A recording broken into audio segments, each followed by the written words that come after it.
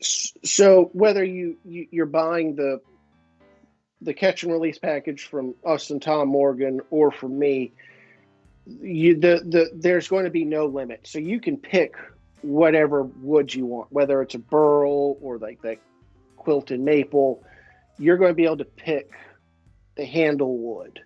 And so that's a wide range. That's going to be everything from a really rare Asian pan burl going all the way up to a maple burl, which will be much more common. That was Ethan Igleheart telling us about an upcoming Tom Morgan project he has going.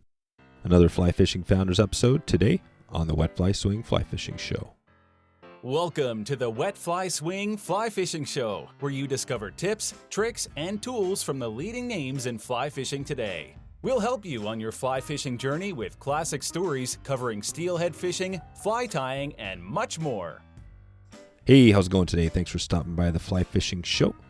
Got a little listener tip here coming from Reagan Kenyon today. This is Reagan reached out and noted to me that for the Amazon Prime members, you can watch the Watton, this is Davey Watton, Wet Fly Ways, and also Gallup's high sticking videos on Amazon Prime. So if you didn't know, which I didn't, you don't have to get that CD. You can watch it right now if you have Prime. So you can head over there right now and take a look there. If you have a tip for the show, you can head over to wetflyswing.com/speakpipe and record a tip. I can record here and let everybody know what's going on.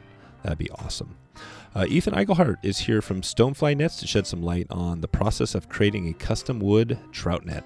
Ethan tells us why the burl is so important as part of the wood process, how long it takes to produce a net, and how to use electrodes for your next net design. And this is not recommended for kids, so stay safe out there. I'm excited to share this conversation with one of our current podcast sponsors today. So without further ado, here is Ethan Igleheart from stoneflynets.com. How's it going, Ethan? Good. Thanks for having me on, and hope you're doing well. Yeah. Things are good out here. It's getting a little cold, which is good. How are things out in Arkansas today? We go from freezing to summertime in about 24 hours. And I think today is going to be in the 60s. And oh, wow.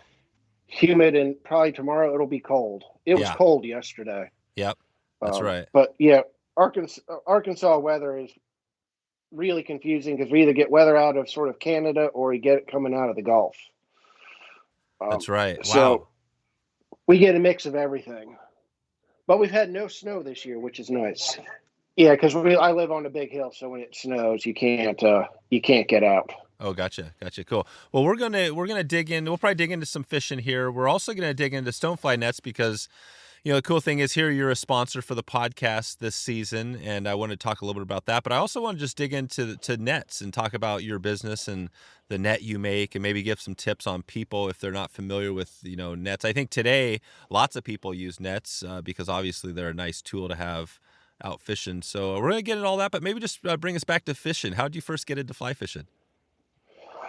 I got into fly fishing in late 2014. My wife gave me a fly fishing trip for an anniversary gift, and it's the first time I actually ever did fly fishing.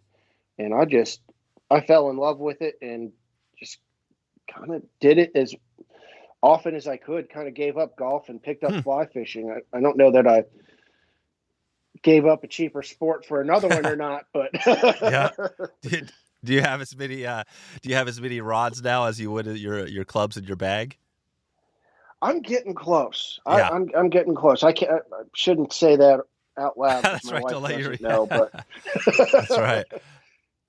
Yeah. But I've kind of gotten into collecting classic bamboo rods. That's become my addiction for some reason, and I think that started with that 3-weight that my father gave me, which is about a 1954 Orvis. I think it's a Madison 3-weight. And then I've picked up a couple post World War II fly rods and a couple pre-World War II fly rods. Oh, wow. Cool. Probably the oldest one I got is a 1942 Abercrombie and Fitch. Huh. And that's a pretty nice rod, and it's got some nice history to it, but it's a not many people know that Abercrombie and Fitch back in the day was the Patagonia. No. Yeah, so back in the day, they sold outdoor sporting goods along with fly rods and whatnot. They were literally Patagonia. Amazing. Before they were they a conservation minded company? I think so. I mean, this was long before. Yeah, I mean, we're talking in the probably 30s and 40s that they were that way. Yeah. But it's kind of hard to believe what they've become today and what they were so vastly. Yeah, I know. There was only one time in my life I think I was a customer of them, and it was probably somewhere in I don't know if it was like high school or somewhere where that was the thing. But yeah, they definitely aren't the first company I think of when I think of outdoors these days. Yeah, no, it's an awesome little 4-weight. It's probably even by today's standards a 3-weight. So how do you just kind of smooth it. How do you know? I want to dig into this just a little bit because I think I'm not a bamboo expert at all, but my dad had some knowledge there, and it always interested me. So with bamboos, for somebody who's out there, maybe they got an old bamboo back in their closet or something. Is there a way to quickly look at an old rod and know, the quality? I know like dark, right? The coloration, is that one thing to look at, or is that simple, or is that too long to answer here? I'm not an expert in it. I just was fortunate enough to the gentleman at Water Collectibles is really knowledgeable. Okay. And he does a huge background on each one of the rods he sells. So he knows more about it. My kind of brief understanding of it is a lot of it deals with the maker and then just being able to backtrack through that maker who, if it was, say, Orvis, one of the nice things about Orvis is if you have an old Orvis rod, there's a serial number on it. Mm. And they've got all of those serial numbers categorized so you can go into their database, find that rod, find the year it was made, and who made it. Which is kind of neat because they've got the catalog going all the way back to the beginning. Oh, wow. So, but like with Abercrombie and Fitch, I wouldn't even know how to go back and figure out. No. But I kind of think generally in an older rod, what you're just looking for is to make sure that the wraps are still intact, that the finish is good, that it doesn't have bamboo will, if you don't lay it right, will bend, so you'll get bows in it, and then you've got to figure out how to straighten it back out, because you can straighten it back out.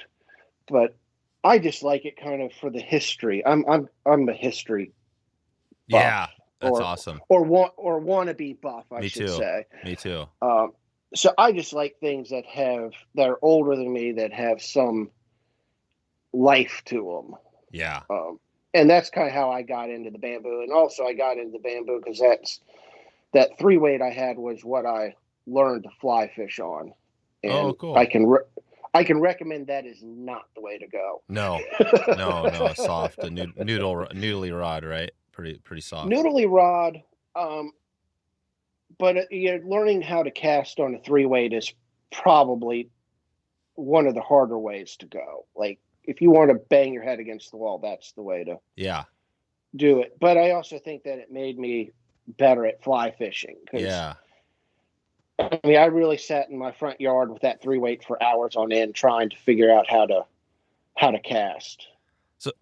So what was it, 2014, so you got started a little later than some in the fly fishing. What was it when you got going that made you quit golf? Was there one thing that just really, because people are pretty addicted to golf too, right? Yeah, and I still golf, just not as much. I think the transition was I got tired of when we traveled lugging a golf bag around, and it was a whole lot easier to take a fly rod with me and go fishing than it was to go golfing. Yeah. And there's also, I'm kind of antisocial. Mm-hmm. So golf is pretty social. And fly fishing, you can just go out in the middle of nowhere and it's not weird. and you don't have to talk to anybody. That's right. Fly fishing is really the ultimate antisocial sport that's socially acceptable. It is. No, that's a great point. Gosh, I never really thought of that, because I think that is one of the beauties of fly fishing, is that it's this meditative thing. You know, if you want to get away from the cell phones, and even golf, you know, you're out there, everybody, you know, people I'm sure talking on phones, and you're hearing phones, and you're going into the clubhouse. But yeah, fly fishing, you can disconnect, and that's the amazing thing.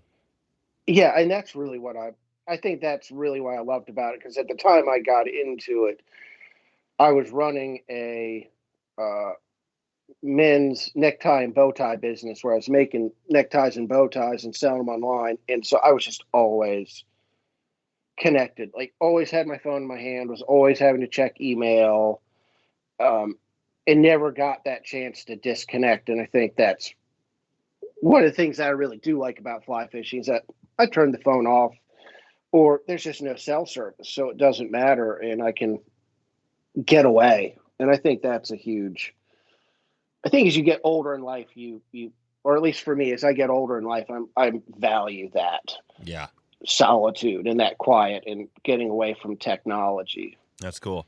That's you mentioned the bow tie. That's interesting. I want to maybe dig into that a little bit, but I want to talk about the Stonefly nets. Can you bring us? Maybe you could just bring us back to.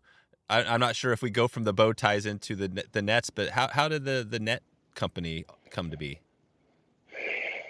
So I started I'll backtrack a little bit. Yeah. So I started woodworking in 93, 94 in Charleston, and did that until I got married in 05. And we ended up moving to the West Coast, to Portland for a year. So I gave up my job. That's the same year that the economy tanked. And we ended up back on the East Coast a year later in Winston-Salem, which is right outside High Point, which is like the furniture making capital in the U.S. Like, just a ton of furniture comes out of there. But I couldn't find a job, so I started this bow tie business as just because I really had nothing else to do. I had no job opportunity, so I started that in 09, and by kind of 16, I was done. Like, there were only so many bow ties and neckties that I could make. There was just no. I was becoming a manufacturing facility, like a one man. Yeah. I periodically had help, but I was pretty much a one man show, just cranking out bow ties, and I was like, I'm done. Yep. This isn't fun. I don't like the social media aspect of it. Right. And so I was fly fishing in Colorado, and just having a horrific day. No, couldn't catch a stick if I tried. And I was kind of like, I just want to do something in the fly fishing business. What can I do? And so I thought about becoming a fly fishing guide, and decided that I didn't really want to. That wasn't the direction I wanted to go, because not that it's a young man's game, but at 45 or 46, I wasn't prepared to couch surf in Montana. Yeah. To work for an outfitter or something to sort of chase that dream. And so I was kind of like, I can do woodworking. So let me try making a net. So I made a couple prototypes and was like, all right, I still got the skills. I can do this. And so by the end of 17, I had done a couple designs for nets and got the patterns out, got the molds made, and just started making them, and launched in January of 2018, and just really haven't looked back, and kind of named it Stonefly Nets, because at the time I kind of made the decision to leave the bow ties and neckties. I was fishing a big purple stonefly. There you go. So it just seemed kind of fitting to name it after that sort of that time on the water where I was just like, I'm done. I'm switching careers because I can. And yeah, that's cool. Kind of glad I did. in a weird twist, my wife, was even willing. She said, go be a fly fishing guide. Go Huh. do something in the industry because you actually like it. That's cool. Which is, I think, I don't think there are many wives that tell their husbands to, go do something in fly fishing. No, that's really awesome. That's really awesome. Yeah, that's a cool story. So, I mean, there's, and the nets now you make are, these beautiful nets. We can dig into more of that, how you make them, and, I guess the wood you use and some of the other stuff. But maybe just describe a little bit of your nets, just kind of like for somebody that, maybe hasn't seen them before. How does your net maybe look different than just some other net that you could buy from whatever, Walmart or something like that? We're talking mostly like trout nets. We're talking mostly trout nets, but I do salmon nets, and I do some of my larger sizes will transfer over to the spin guys and bass fishing and the muskie and stuff like that. But mainly it's 95% fly fishing and trout. I think mainly just because fly fishing is sort of one of those sports like hunting. Like you just there's an aura about it. There's a little bit more, I think, family legacy in trout than I think there may be in sort of bass. You're going to get dad's bass boat before you get dad's bass net. That's right. And so I think for a lot of what I do is it's dad buying the net for himself, but wanting to give it to his son or his daughter, or, That's cool. Mom buying it, to give to her son, kind of. They have a legacy for that net. And I think that's really what's setting my nets apart from what you would get at Orvis or Fish Pond or, Walmart or Cabela's. You're going there and getting kind of just a generic off the shelf net. With me, you're coming because you're coming in for the build process because you want to be part of it. You want to have input into not necessarily the overall design of the net, because that's kind of set, but you're coming in, you're picking your handle wood, you're picking your hoop wood, you're coming in and, whether I'm putting in a logo or initials or a saying, you're personalizing that net for yourself and your children or your family, whatever your plan is for that net. You're in that process. And I think that's probably really what sets my nets apart, or really going to anybody who does what I do, is that we're offering you that connection, Yeah. And I think that's what people are looking for nowadays, especially I think with COVID, and there's just been much more emphasis, at least this past year. I found a lot more emphasis on, I want this net to outlast me. I want it to outlast my kids. Yep. There's a longevity that people are looking for that they recognize that they're not getting from the larger companies. Gotcha. And nets are typically, obviously your nets are made out of wood, but are other nets, what else do they make nets out of these days as far as the frame?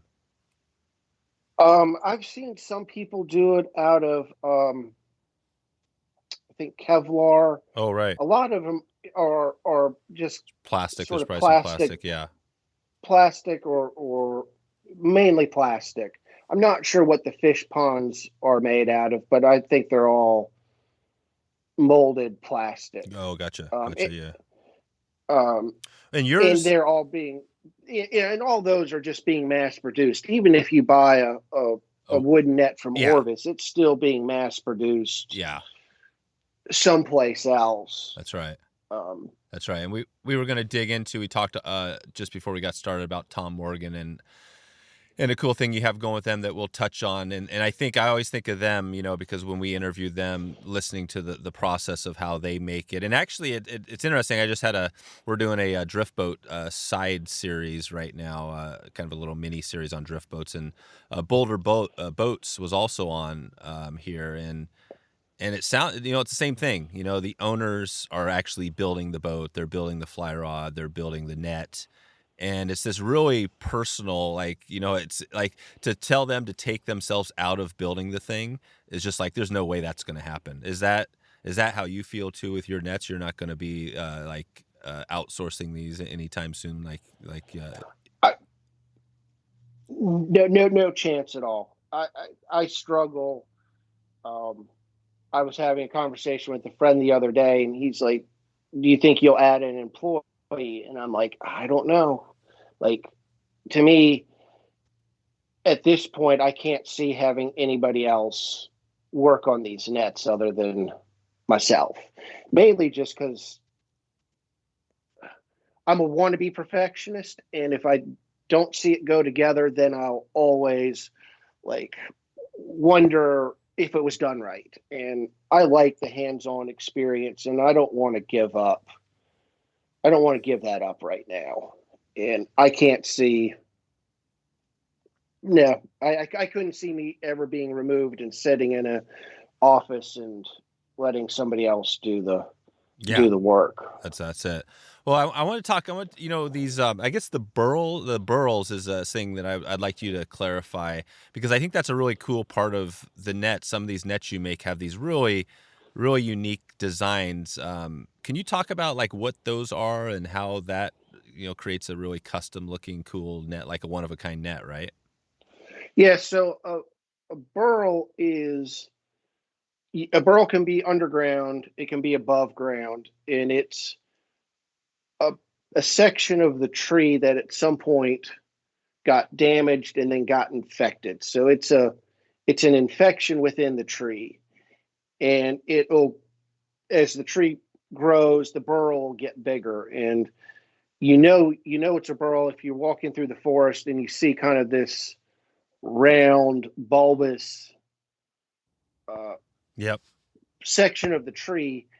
There was probably a branch or a twig or something that snapped there, and then it got infected. And as the tree grows, the infection kind of grows, and it grows around the infection. So that bulb you're seeing is actually a burl.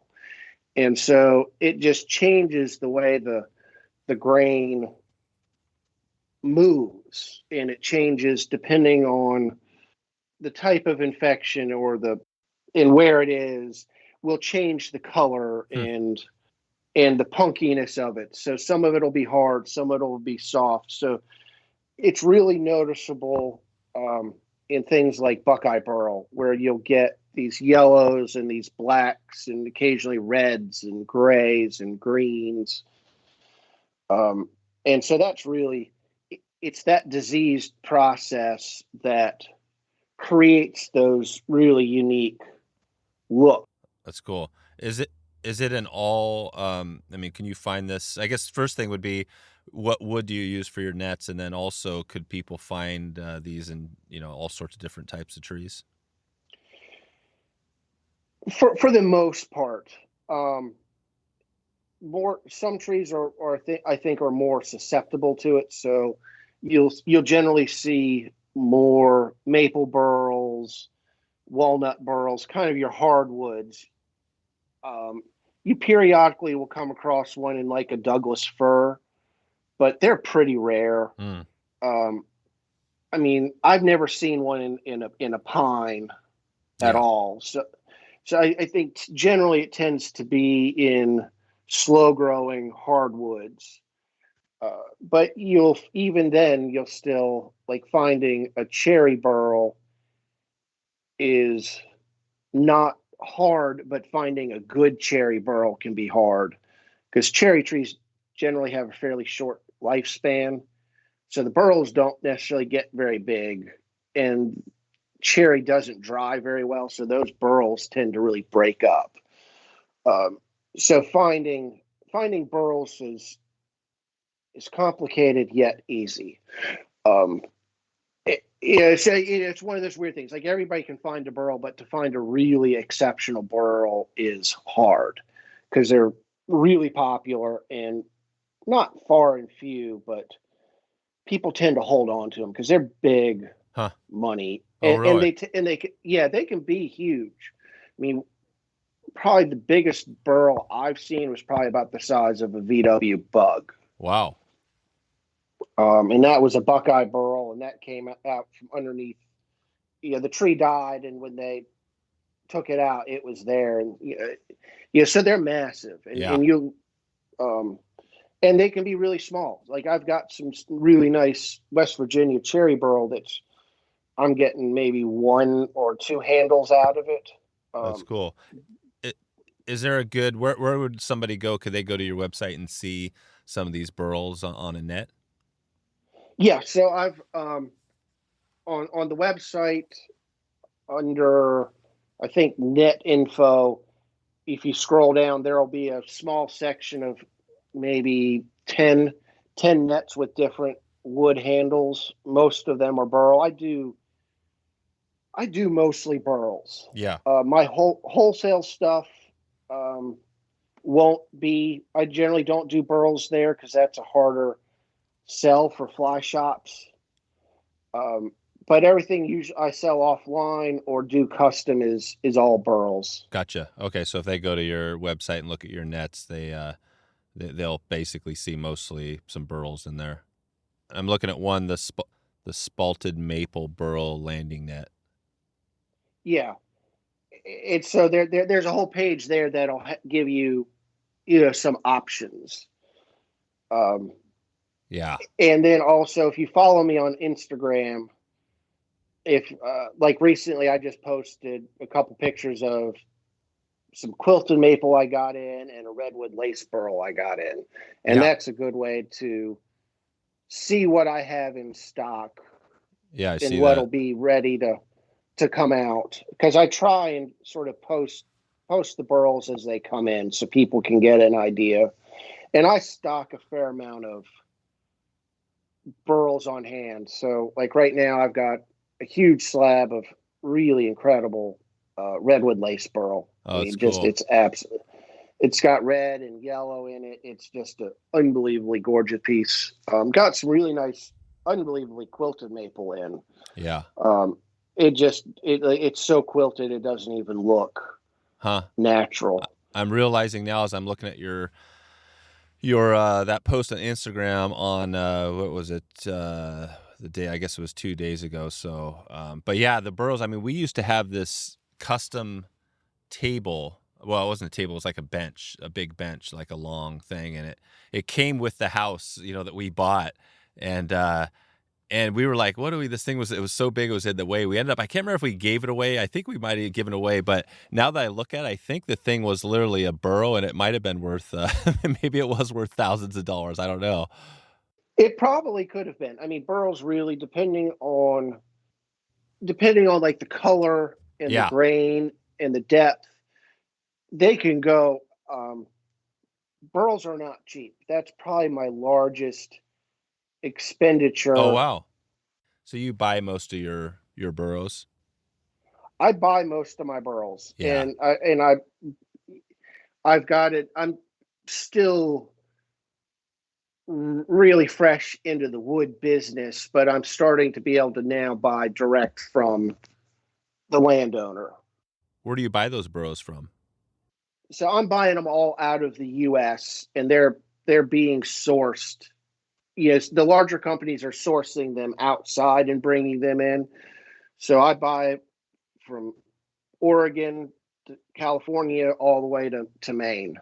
I've got probably right now 6 or 7 consistent sources that I buy from, ranging from a large wood purveyor in Oregon down to a landowner in West Virginia that's got a cherry orchard. Gotcha. Okay. And so I try and really be able to track. I try and use sources where I can track where the wood came from. So I'm not can't completely eliminate it, but I feel pretty confident that I'm not purchasing any illegally harvested. woods. Right. Okay, cool. So basically that's what, I mean, definitely the custom build, obviously, and some of those burrows kind of set, what you would do apart. Is there anything else on the net itself? I mean, maybe you talk about how to, the build on the net. When you take a net, when you have your stuff, how long does it take you from kind of square one? And I'm guessing you do a lot of nets at once, but how long does it take to build a net? If I sat down and did one net and only did that one net, I could complete it in 14 days. Oh, wow. Yeah. So it takes some time. It takes some time, and that's yeah.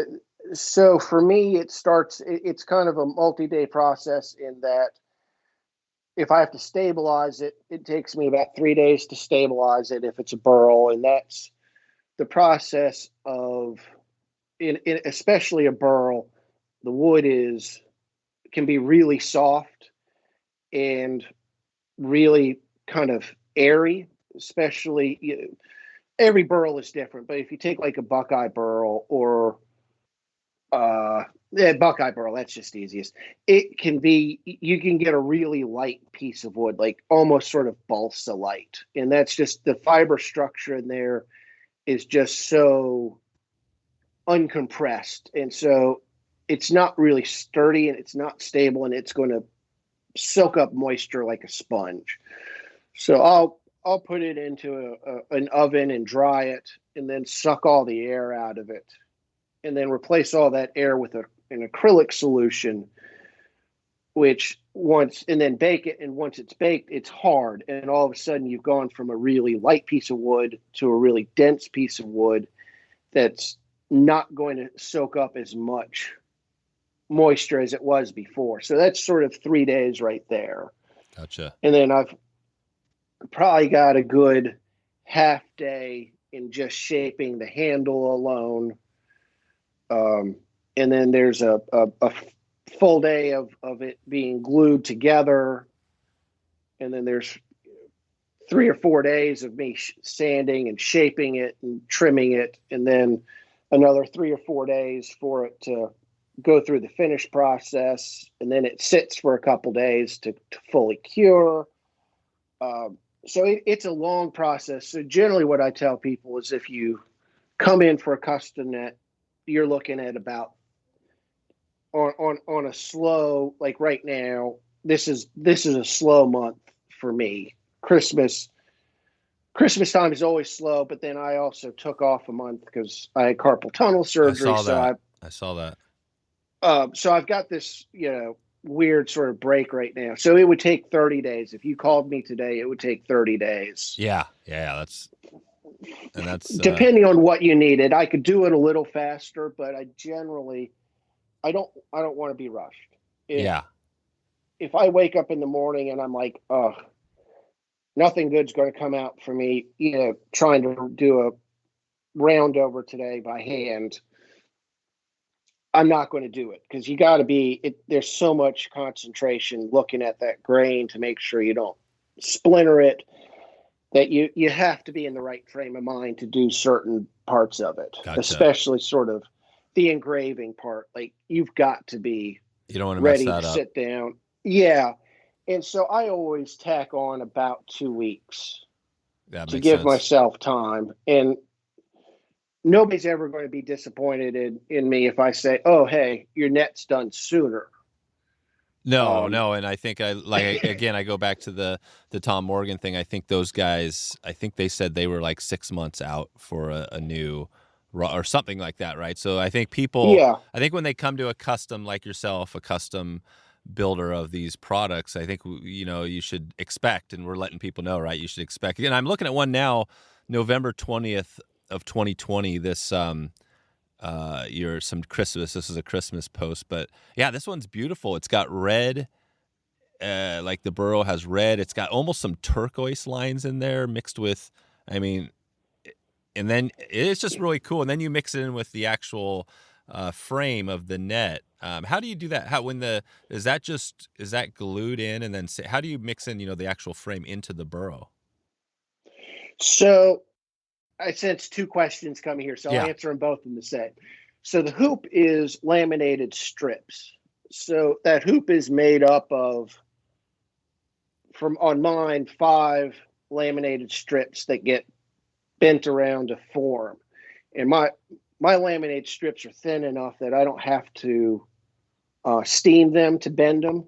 So I do what I call a cold bend, just bend it around the mold, glued up, spread glue on it, bend around the mold, and then they're just laid out in such a way that they attach to that handle. And so I glue it all together in one go. And so that hoop will be glued together, the hoop will be glued to the handle, and then I end up with this rough net that's got sort of little ears on the end that get trimmed, and then I start shaping it into that more streamlined look. When it comes out of the mold, it looks nothing like it does finished, because that hoop comes past the handle, so I've got wood that I trim off and shave down. But it's all one go. And then within, especially the burls, or if you do an engraving, I'll do semi-precious crushed stone. So I use turquoise because that's a good color, and I don't use turquoise that's got that really bright blue. I use a blend, and it's called New Mexico turquoise. So it's got a little bit more green to it, and a little. It's more greenish aqua is what I'd describe it as. I think that's what I'm some of the things I'm looking at here. So yeah, and so on these nets, I think some people listening here are probably, and this is a struggle I think with some customers out there where they have a company that's, I mean, you've been doing this for a little while, but a newer company where they're thinking, okay, I'm going to buy this net because it looks beautiful, because who wouldn't want, if you want a killer net, your nets are that. But, as far as like the warranty and the backup, how do they know that you're not going to be gone in 3 years? And then if there's an issue with the net, you know what I mean? That, like, what do you tell people when they have that concern? It's kind of one of those things, like, how do you assure them that, and what is the warranty for your nets? My warranty is lifetime. And depending on how honest you are about it, depends on how kind I am to you. If you tell me, oh, I fell off a rock and I broke the net, and then I find on social media that you really backed over it with your pickup truck, I'm not going to be as friendly as if you'd say, hey, I fell on a rock and I broke it.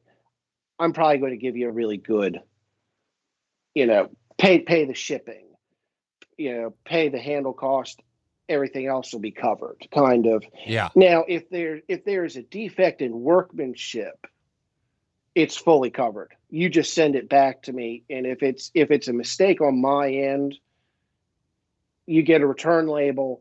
You don't pay anything. I give you a new net.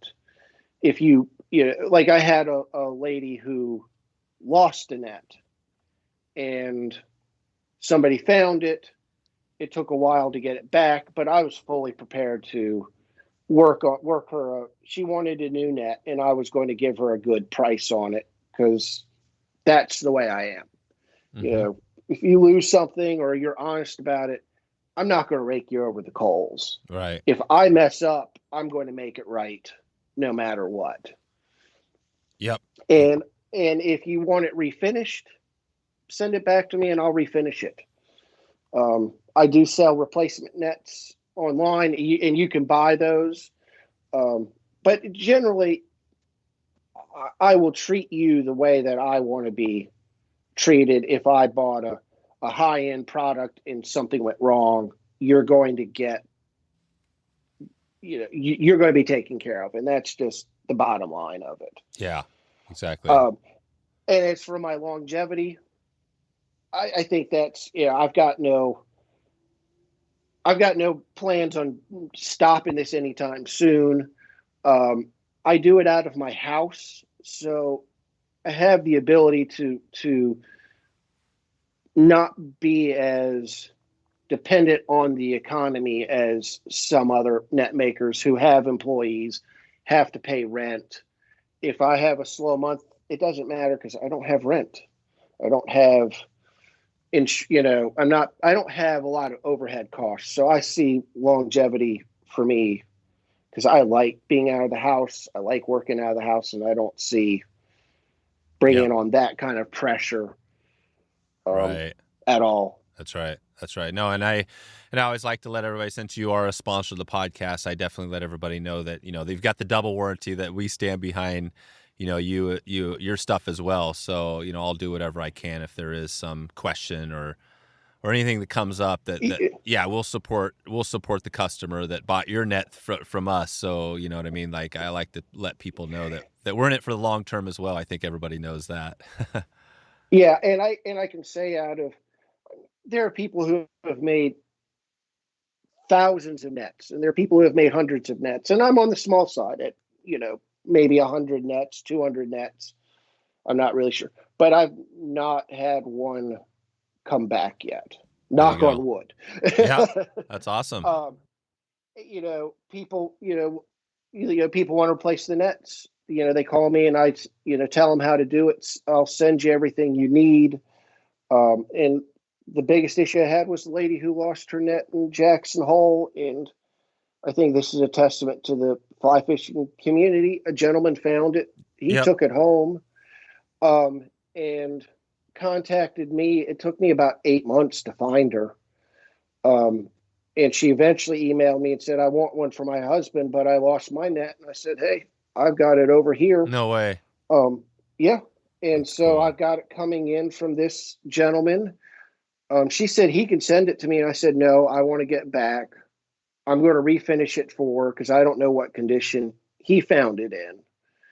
He took a picture of it. And it looks in really good shape, but I'm going to refinish it for her, put a new net bag on it, and send it back to her. And, that's how I would want to be treated. And that's kind of how I approach my business. That's awesome. That's awesome. And you're, and what is the mesh? What is the mesh type you guys use?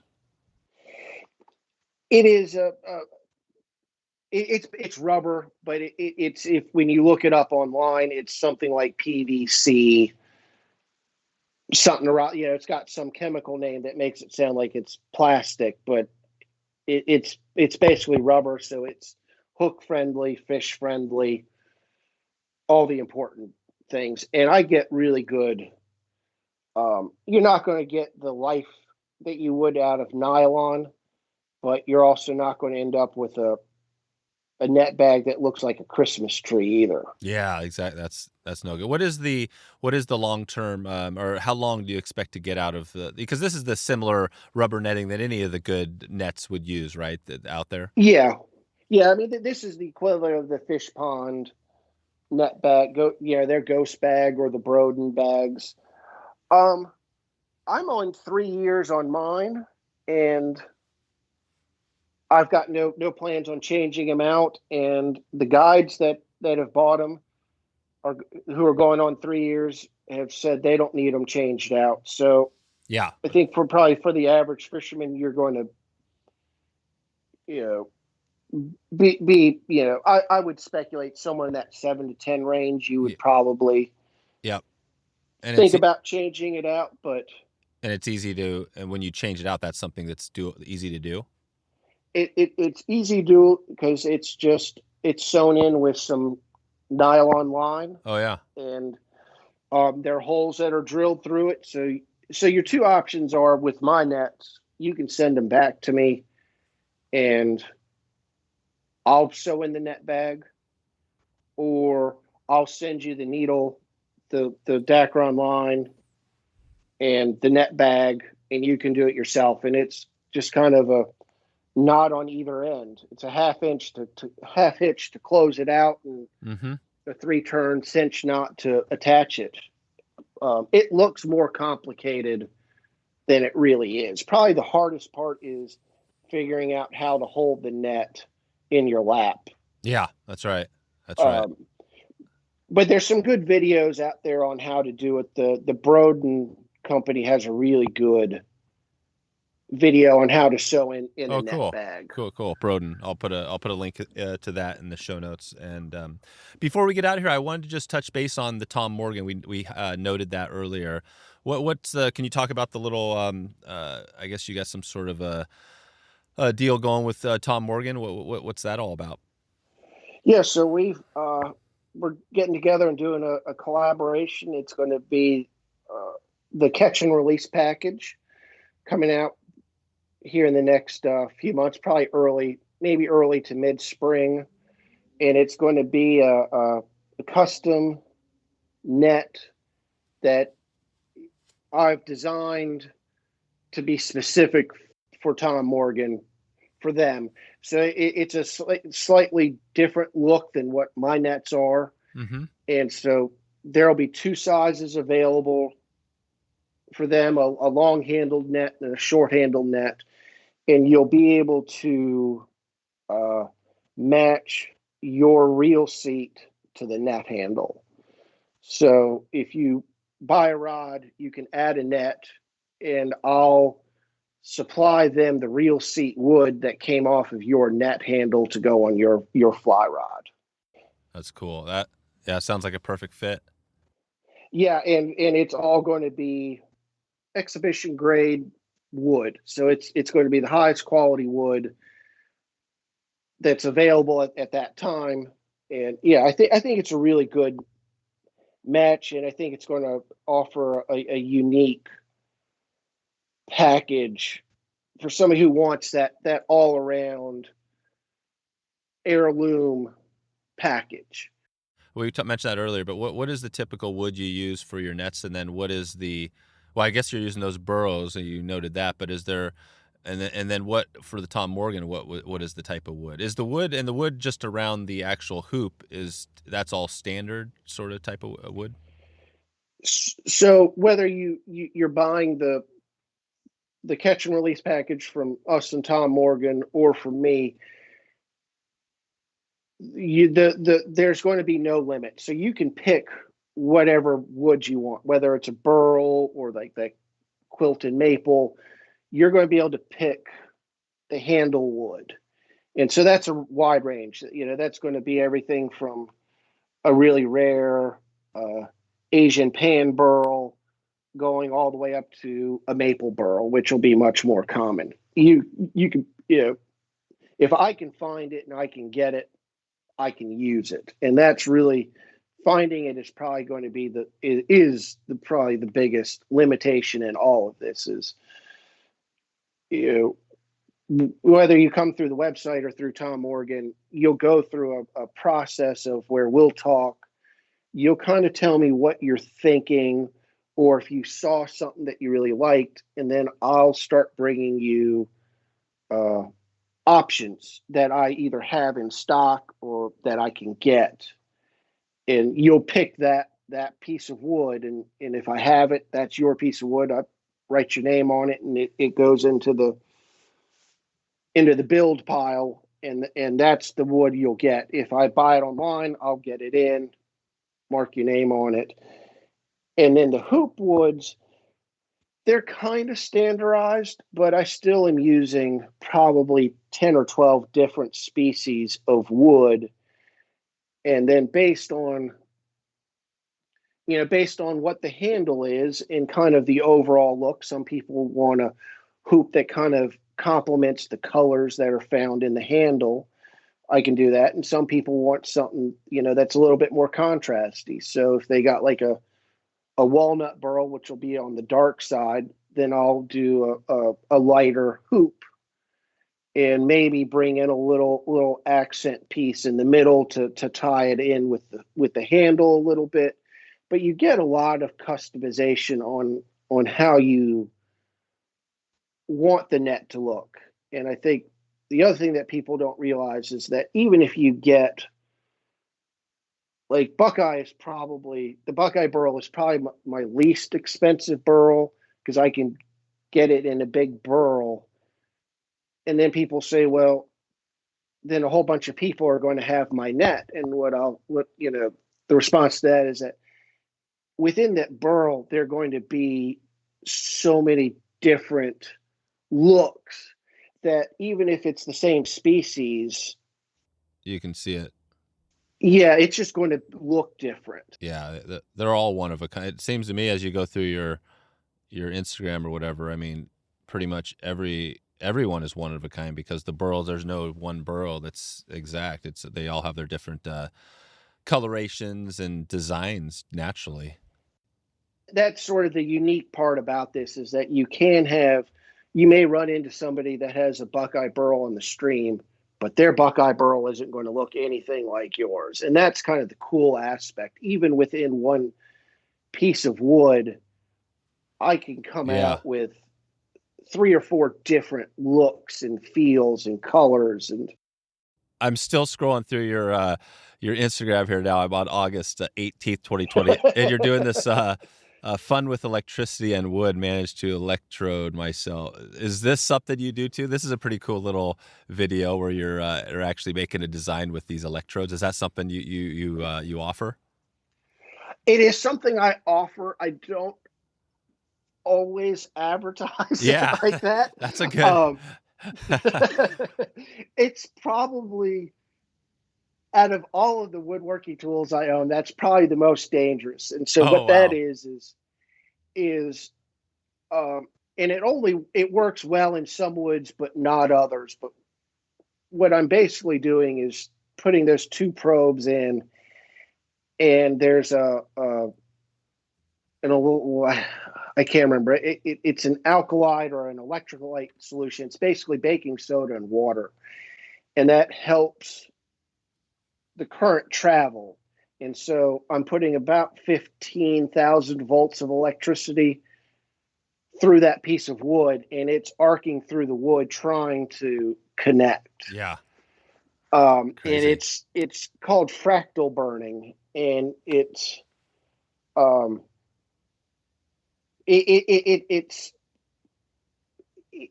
dangerous enough that the Woodworking Association of America has banned its use for their members. And so like shows won't take it, some shows won't take your projects if you use that method. A lot of people make it using a microwave transformer and a couple jumper cable clamps. It's pretty intense. Yeah, it looks like it. I'm continuing on here. Just one more of these, because you've got a good Instagram feed here. This is on July 22nd, 2020, and you've got this. Finally, the Deschutes River topo map is done. Deschutes State Park. Now, what is this about? So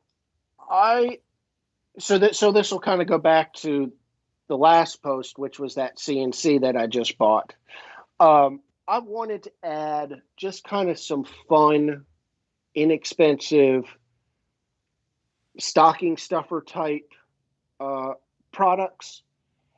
And I just really thought it would be cool to do small sections of, well-known fly fishing rivers, maybe not so many well-known fly fishing rivers, just something that if you went to a place and say you fished the Deschutes or the Rogue, and you just wanted, and you came across it, it wouldn't cost a ton, and it would be something you could throw on your desk. Mm-hmm. Like a paperweight or something.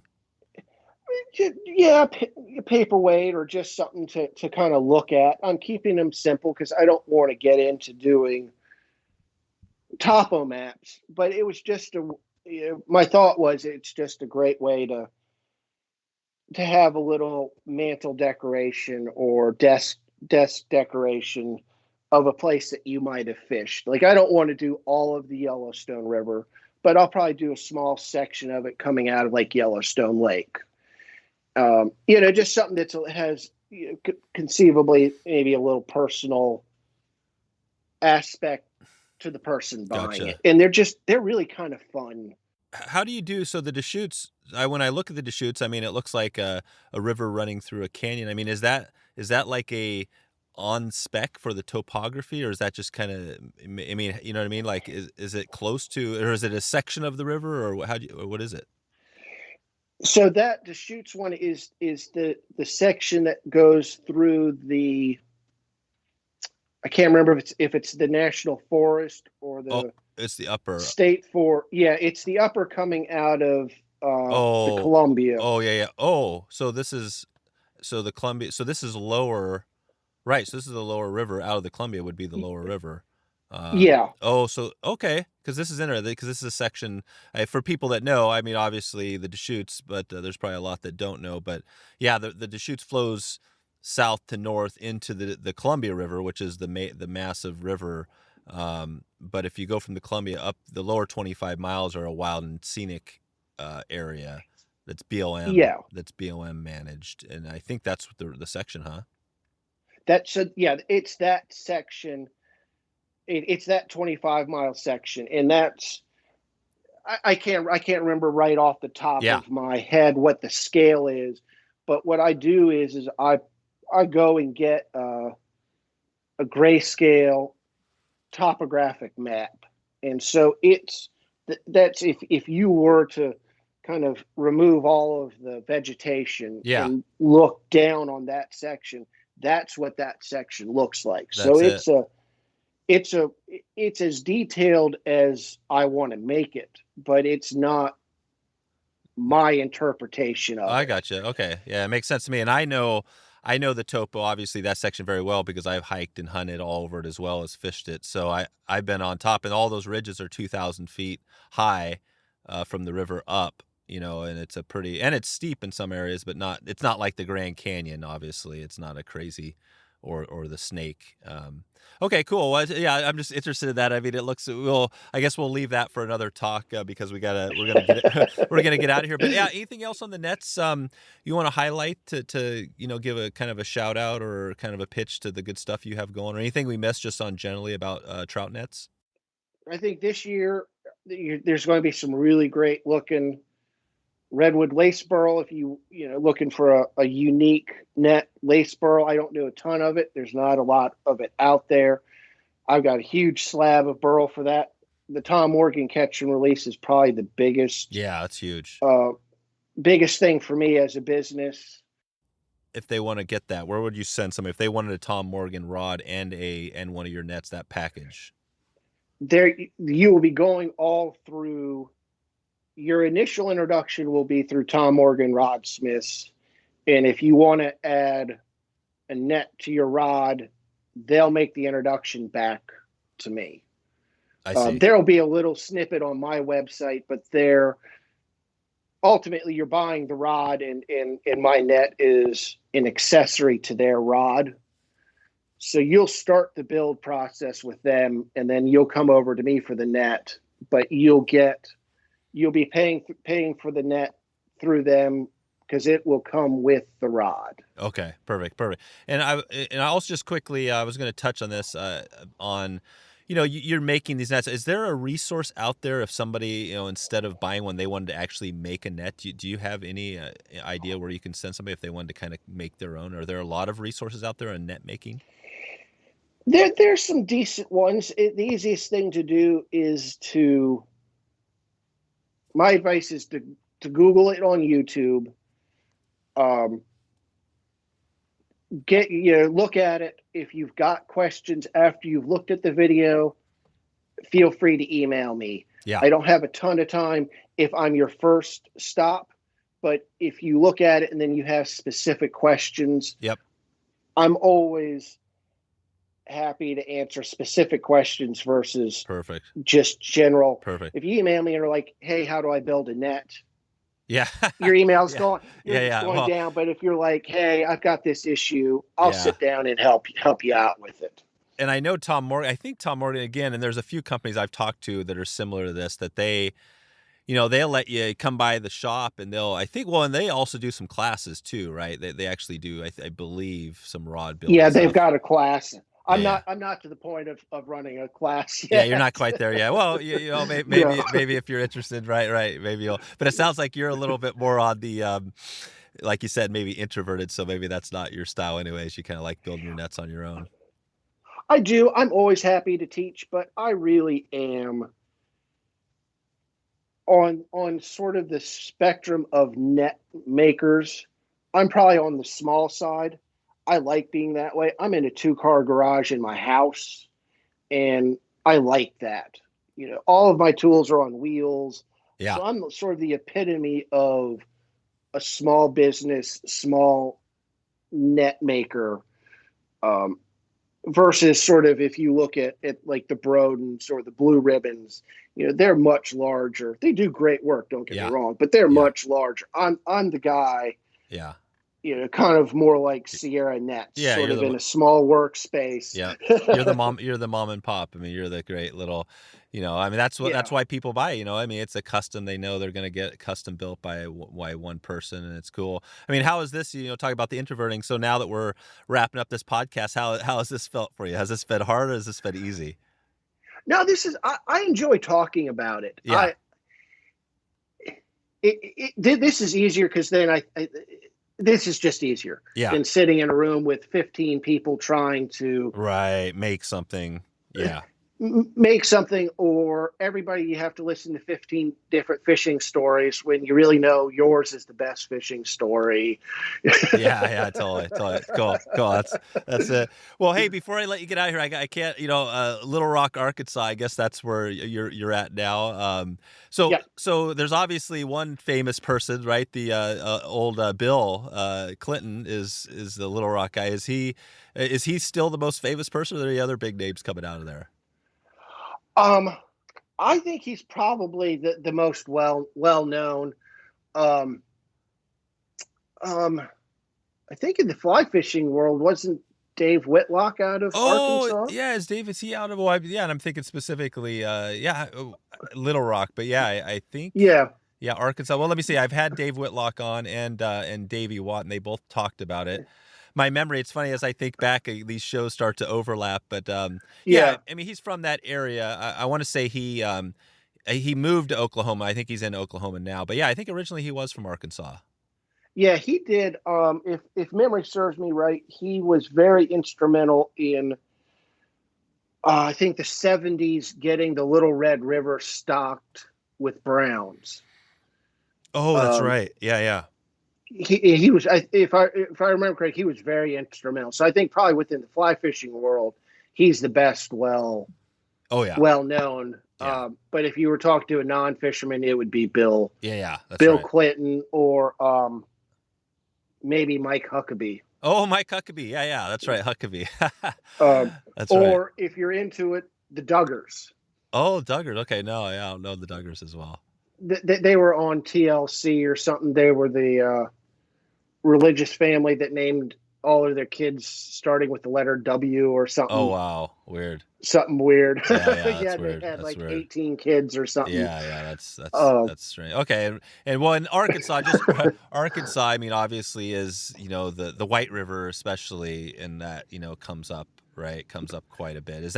What is your home, do you have a home water you fish a lot? I would probably say the North Platte in Colorado. Oh, wow, yeah. Is that right? I fished the Little Red a lot. I got the opportunity to fish the North Platte in Colorado for wild browns and semi-wild rainbow. The sections that I was fishing, the state doesn't stock. So there's some stockers that come down, but they're pretty much all self-reproducing. Yeah. And after catching kind of wild browns, coming back to Little Red to fish stockers just never, it never appealed to me again. So I try and get out to Colorado maybe 3 weeks a year to fish. Yep. And I fish the North Platte the most. Yeah. There you go. Cool. Cool. Yeah. And I like that section of Colorado too. Yeah. Colorado's a hot spot for sure. Cool. All right, Ethan. Well, hey, I appreciate you coming on here. That's I think we covered everything I was wanting to dig into. I just wanted to thank you for sharing some knowledge here and being a sponsor of the podcast. If anybody wants to help support this podcast and support you, they can head out to stoneflynets.com and kind of grab a new net, right? Exactly, and everything that's online ships within 24 hours. Oh wow! So I do keep some stuff stocked online. So if you need something immediately, check out the website.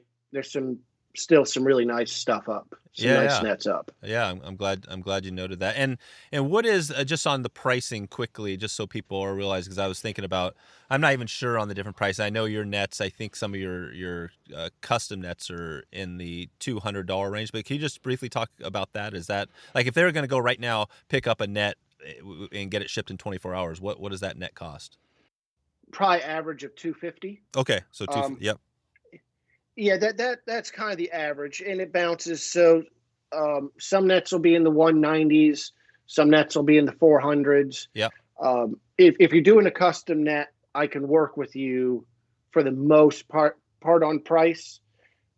Your entry level net for me is going to be in that 190. Yep, 190 range. Exactly, and that's and then it goes up from there, and top price range for me is going to be about $475, and that's going to be a rare burl where you're probably buying the whole burl, and so it's kind of in there. But on the website, I'd probably say $250 max is what you'll come across. Yeah, that's it, and that's why you're and that's why the Tom Morgan, obviously they're high end as well, one of the highest end rods out there, for especially when you think of trout. So it makes sense that you guys are coming out, and we'll look, by the time this gets out, we'll probably be right around the time you guys are launching that. So cool, Ethan. Hey, thanks again, and I'll keep in touch with you on email.